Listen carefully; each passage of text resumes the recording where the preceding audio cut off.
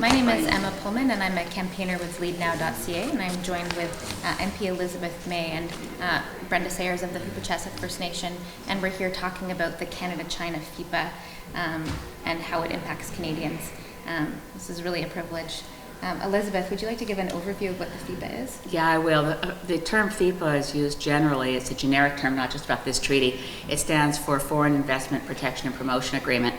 And the one that we're talking about tonight, and for this short interview, is the Canada-China Investment Agreement, which was signed by Stephen Harper. It's been more than a year ago now. He signed it in early September of 2012 when he was in Vladivostok, of all places, for an APEC meeting, and President Hu of China was there.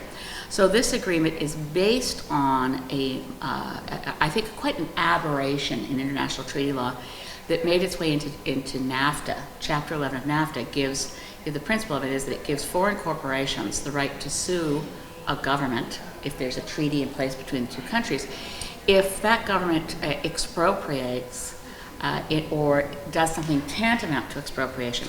Now, I've talked to the NAFTA negotiators for Canada.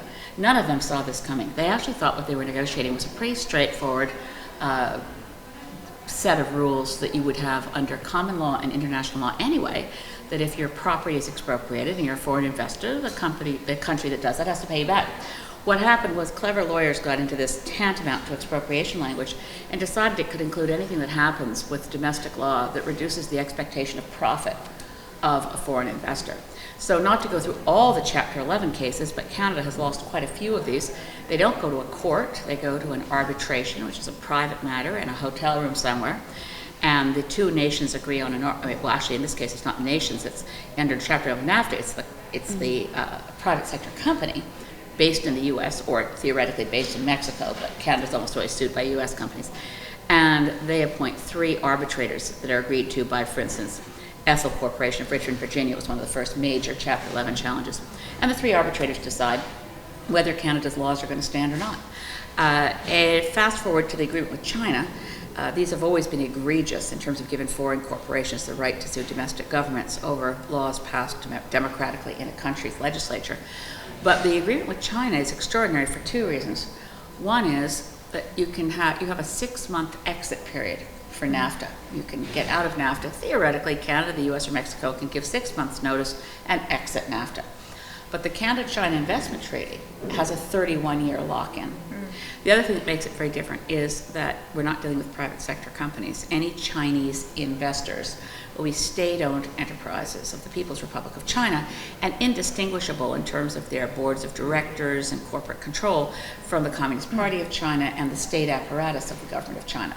So therefore, it's much more that People's Republic of China will actually be the arbitration, the entity that brings a case against Canada will actually be the People's Republic of China as a government, even if on the papers at the arbitration it says CNOOC or Sinopec or PetroChina. So the concern for British Columbians in a nutshell is if this thing goes ahead and I said Stephen Harper had signed it, but it's not yet enforced until it's ratified, and it will be ratified if it is solely by the Cabinet, not by the Parliament of Canada. Once ratified, we're locked in for 31 years. Once ratified, if a decision is made, for instance, such as saying no to Enbridge, we could find PetroChina or any number of Chinese corporations we don't even know have interests in the matter, saying, look, we invested a lot in thinking this was going to go through, so now we're going to sue you for billions. In other words, it could actually prevent the restoration of environmental laws that were destroyed over the last couple of years by Stephen Harper by entrenching a baseline of low standards and weak environmental laws upon which a foreign investor from China, i.e. a state-owned enterprise, could base its expectation of profits. So it is as anti-democratic and frightening a treaty as, well, more than anything else I've ever seen, and I've done everything I can to try to stop it, as have both of you. So, Brenda, can you speak a bit about what the Huipachesset and what you've been up to for the last for the last number of months? Sure. Well, we heard about the Canada-China FIPA through Elizabeth May's website, and immediately we got together as Chief and Counsel and looked at the agreement and decided that it was our constitutional duty to our people, fiduciary responsibility to our Hupa-Chesed, not only of today but the future, to protect their interests. And in Hupa-Chesed's case, we haven't settled our treaty. So looking 31 years down the road, we have to look at what resources are going to be left within our territory so future generations can sustain themselves and have the right to clean food, clean water, traditional foods, clean air, and jobs. So those are the things that we looked at. We consulted with our lawyer and decided that we are going to bring a challenge under Section 35 of the Constitution, which is the duty to consult. And you know, when you look at the Enbridge that Elizabeth May has talked about, that's going to go through traditional territories. There's many of our people that are opposed to that, so that if that agreement is ratified, then Canada will have to look at whether they're going to uphold First Nations rights and title, or whether they're going to allow the development of the Enbridge through traditional territories.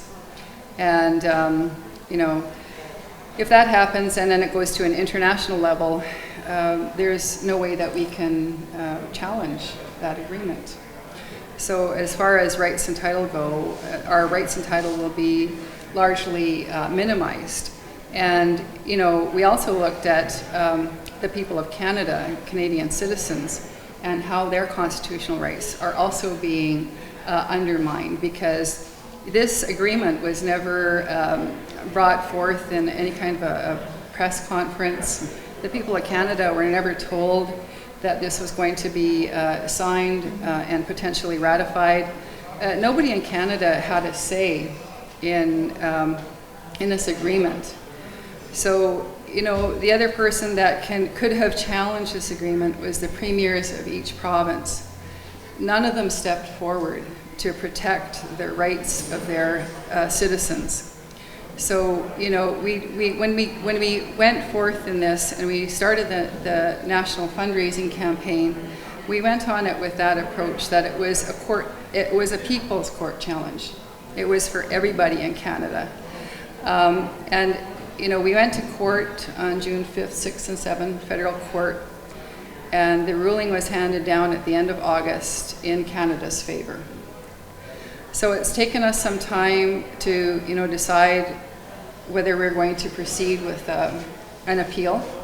And just last Monday, Chief and Counsel met with our lawyer and have decided that if the funds can be raised to proceed with the court challenge, then we will pursue an appeal.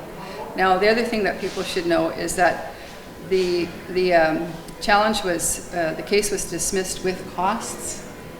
$110,000 is what the government is asking for our small nation of 300 to pay, and a large percentage of that was for the expert. So, you know, we're kind of in a bind in that way, because, you know, we looked at it as a people's case, right? So that's where we are. We're looking forward to moving forward. We're confident that we'll have the support of people across Canada, and that's where we are. Thank you so much. So speaking of lead now, thank goodness there's leadership now. First Nation, you guys have been awesome. A small community. I spoke to premiers. I called every premier's office in this country. Talked to Pauline Marois. Couldn't talk to any of the other premiers. I got put off by the others, but I can't believe that nobody else stood up. So we're all in your debt, and we all should raise money. Yeah. Not to put too fine a point on it.